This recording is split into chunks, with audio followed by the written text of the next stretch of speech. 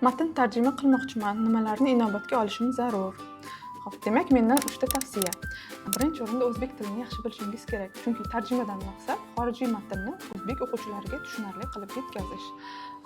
Bunga qanday erishsa bo'ladi? Qaysi sohada matn tarjima qilayotgan bo'lsangiz, o'sha sohadagi o'zbek mutaxassislari tomonidan yozilgan matnlarni ko'proq o'qish tavsiya qilinadi. Ikkinchi tavsiyam ma'no birlamchi bo'lishi kerak. Ya'ni matndagi ma'no, muallif unda nima demoqchi, ana shu narsa birinchi o'ringa chiqishi kerak. So'zma-so'z tarjima qilganda ko'pincha ma'no yo'qolib qoladi. Buning uchun birinchi o'rinda kontekstni to'g'ri tushunib olish kerak.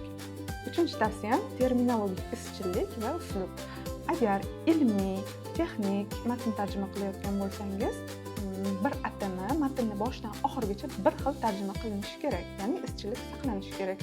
Agar badiiy tarjima qilayotgan bo'lsangiz, muallifning ohangi saqlanib qolishi kerak. Siz ham o'zbek tilidagi sifatli matnlarni ko'paytirishda o'z hissangizni qo'shing va bizni kuzatishda davom eting.